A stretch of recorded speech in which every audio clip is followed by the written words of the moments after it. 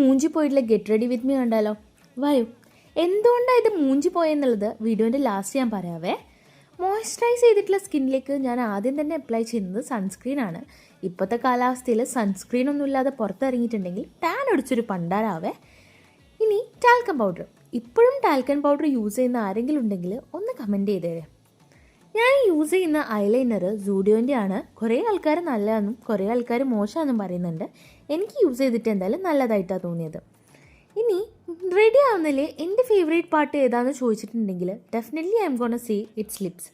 കുറച്ച് കാലമായിട്ട് ഞാൻ ലിപ്സ് ചെയ്യുന്ന സമയത്ത് ആദ്യം ലൈൻ ചെയ്ത് അതിൻ്റെ അകത്തായിട്ട് കുറച്ച് ഡാർക്കർ ഷെയ്ഡ് അല്ലെങ്കിൽ ഒരു മാറ്റ് ലുക്കുള്ള ഏതെങ്കിലും ഡീപ്പ് ഷെയ്ഡ് ഇട്ടതിന് ശേഷം ഉള്ളിൽ കുറച്ച് ന്യൂഡ് അല്ലെങ്കിൽ ലൈറ്റ് ആയിട്ടുള്ള ഒരു ഷെയ്ഡ് കൊണ്ട് കംപ്ലീറ്റ് ചെയ്യേ. അപ്പോൾ എനിക്ക് ലിപ്സിനൊരു സെക്സി ലുക്കുള്ള പോലെയാണ് തോന്നാറ്. ഭയങ്കര ഒരു ഫിനിഷ്ഡ് ലുക്ക് പോലെയാണ് തോന്നാറ്. നിങ്ങളെങ്ങനെയാണ് ചെയ്യുക അല്ലെങ്കിൽ ഈ ഒരു ഷെയ്ഡ്സ് ഏതൊക്കെയാണെന്ന് അറിയണമെങ്കിൽ ഒന്ന് ജസ്റ്റ് കമൻറ്റ് ചെയ്താൽ മതിയേ. പിന്നെ ബ്ലഷ്. നമ്മൾ കുളിച്ചില്ലെങ്കിലും മറ്റെന്തൊക്കെ ചെയ്തില്ലെങ്കിലും ലിപ്സ്റ്റിക്കും ബ്ലഷും അത് നിർബന്ധമാണ്. ഇപ്പം കുറച്ച് കാലമായിട്ട് എൻ്റെ ഡെയിലി മേക്കപ്പ് റൂട്ടീനിൽ സ്ഥാനം പിടിച്ചിട്ടുള്ള ഒരു ഐറ്റമാണ് സ്ട്രോപ്പ് ക്രീം. ഇത് ജസ്റ്റ് ഹെർബ്സിൻ്റെ ആണ്.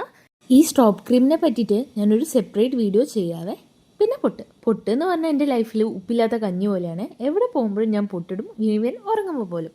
എവിടെയെങ്കിലും പോകാൻ നിൽക്കുമ്പോൾ നമ്മളെല്ലാവരും ഫേസ് ചെയ്യുന്ന ഒരു പ്രോബ്ലം ആയിരിക്കും സ്കാൽപ്പിൽ ഉണ്ടാകുന്ന ഓയിൽ. അത് കൺട്രോൾ ചെയ്യാനായിട്ട് ഞാൻ യൂസ് ചെയ്യുന്ന ഒരു സംഗതിയാണ് ഈ ഡ്രൈ ഷാമ്പൂ എന്ന് പറഞ്ഞാൽ.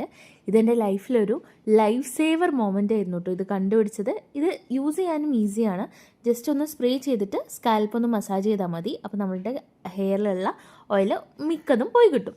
പിന്നെ ഞാൻ പറഞ്ഞിരുന്നല്ലോ നേരത്തെ മൂഞ്ചി പോയിന്ന്, അതുപോലെ ഇനി എൻ്റെ ഫ്രണ്ട് സർക്കിളിലുള്ള ഒരാളെ കല്യാണമാണ് നാളെ ഈവനിങ് കല്യാണമായതുകൊണ്ട് കുറച്ച് ദൂരം ഉള്ളതുകൊണ്ട് ഞങ്ങൾ ഇന്ന് പോകാമെന്നാണ് വിചാരിച്ചത്.